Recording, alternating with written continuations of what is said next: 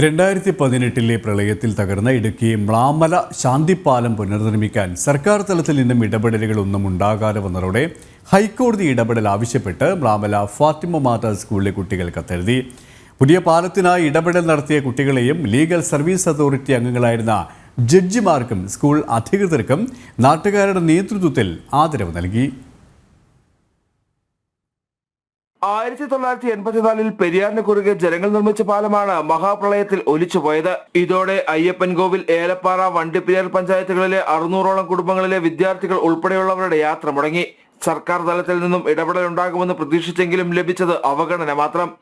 പാലമില്ലാതായതോടെ വിദ്യാഭ്യാസം മുടങ്ങുമെന്ന സ്ഥിതി വന്നതോടെയാണ് 2020 മ്ലാമല ഫാത്തിമ മാതാ സ്കൂളിലെ കുട്ടികൾ ഹൈക്കോടതി ചീഫ് ജസ്റ്റിസ് അടക്കമുള്ള ജഡ്ജിമാർക്ക് കത്തെഴുതിയത്.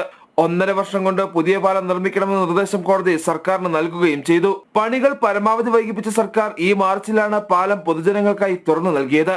പുതിയ പാലത്തിനായി കത്തയച്ച 5 കുട്ടികളെയും ലീഗൽ സർവീസ് അതോറിറ്റി മുൻ മെമ്പറും സെക്രട്ടറിയുമായ Thalassery principal judge KT Nasar അഹമ്മദിനെയും പെരുമ്പാവൂർ ഫാസ്റ്റ് ട്രാക്ക് പ്രത്യേക കോടതി ജഡ്ജി ദിനേശ് M പിള്ളയെയും സ്കൂൾ മാനേജ്മെന്റിനെയുമാണ് ചടങ്ങിൽ നാട്ടുകാർ ആദരിച്ചത്.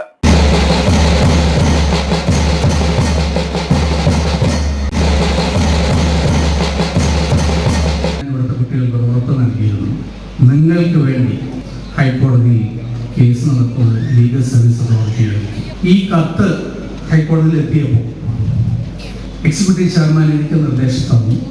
ഞങ്ങൾ ഈ നടപടി തുടങ്ങി. അന്ന് തന്നെ ഹൈക്കോടതിയിലുണ്ടായിരുന്ന മറ്റൊരു ജഡ്ജിയാണ് ജസ്റ്റിസ് ഷഫീഖ് സാർ. അദ്ദേഹം ഇത് നേരെ ചീഫ് ജസ്റ്റിസിന് മുമ്പിൽ കൊടുത്ത് ചീഫ് ജസ്റ്റിസിനോട് റിക്വസ്റ്റ് ചെയ്തു. നമ്മുടെ ഇത് സ്വമേധയാ കേസെടുക്കേണ്ട ഒരു സംഗതിയാണ്. അതിൻ്റെ അടിസ്ഥാനത്തിൽ അന്നത്തെ ചീഫ് ജസ്റ്റിസ് ആയിരുന്ന ജസ്റ്റിസ് S മണികുമാർ സാറാണ് ഈ കേസ് സ്വമേധയാ എടുക്കാൻ തീരുമാനിച്ചത്. ജഡ്ജിമാരുടെ നേതൃത്വത്തിൽ പാലത്തിൽ സന്ദർശനവും നടത്തി. മാർച്ച് മാസത്തിൽ നടന്ന ഉദ്ഘാടന വേളയിൽ പാലത്തിനായി കത്തെഴുതിയ വിദ്യാർത്ഥികളെ ക്ഷണിക്കാതിരുന്നത് വിവാദമായിരുന്നു. ഇടുക്കി MP ഡീൻ കുര്യാക്കോസ്, പീരുമേട് MLA വാടൂർ സോമൻ, കാഞ്ഞിരപ്പള്ളി രൂപത മെത്രാൻ ജോസ് പുളിക്കൽ തുടങ്ങി രാഷ്ട്രീയ, സാമൂഹിക, സാമുദായിക രംഗത്തെ പ്രമുഖരും പരിപാടിയിൽ പങ്കെടുത്തു. ജനം, ഇടുക്കി.